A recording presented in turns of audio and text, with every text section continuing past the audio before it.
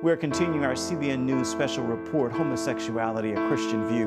We turn today to science. There's been a lot of research done in the field of same-sex attraction. To answer the most frequently asked questions about homosexuality, we have someone who comes from a place of science and faith. There's plenty that we don't know, plenty that we should be open to learning, things that we should be open to researching. I don't think Christians have anything to fear from research, from science done well. I think the biggest misconception would be the idea that homosexuality is chosen. Like, I'll meet with people who've been to pastors who have told them just experiencing same-sex attraction was freely chosen.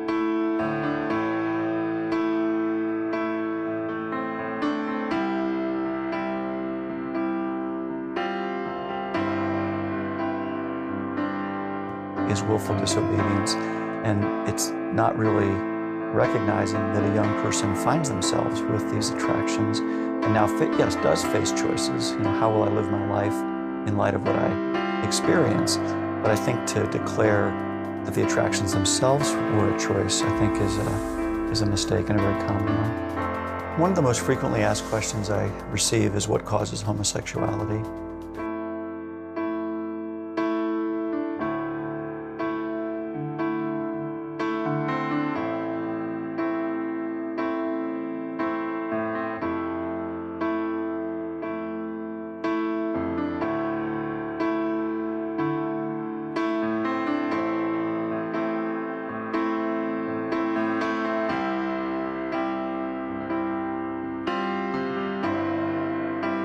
It's usually framed back as it's nature versus nurture.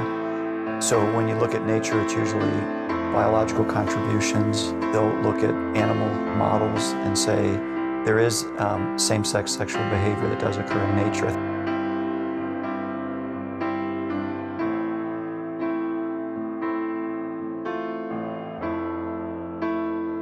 Religious people would say the fact that something occurs in nature doesn't make it natural in the sense that you mean it. And people will study, regions of the X chromosome and look for differences. Some of those have been shown in some studies, some of them have not. They'll look at prenatal hormonal exposure, even like finger length ratio, and there are some evidences there of differences by sexual orientation. Another popular theory would be birth order effects. So if a mother has like 3 male children, what is the likelihood of one becoming gay? And some lines of research suggest that it increases that likelihood with the more male children. And some studies have shown that, and other studies have not.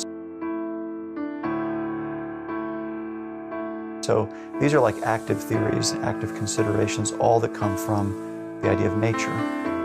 And then that's often juxtaposed with nurture from the environment in some ways. And I would say the two most popular theories among social conservatives would be it's childhood sexual abuse or it's faulty parent-child relationships.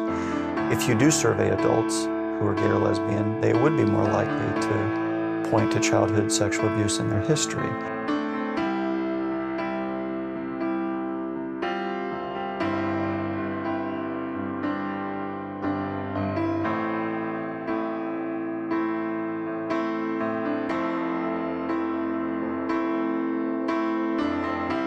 But most people who've experienced the trauma of sexual abuse as a child develop a heterosexual orientation. So to talk about it as a direct causal pathway is oversimplifying a potentially very complicated area of research. Similarly with parent-child relationships, many people will report faulty relationships, difficult relationships with their parents, most of whom develop a heterosexual orientation. So the conclusion today among most behavioral scientists is that we really don't know what causes homosexual orientation.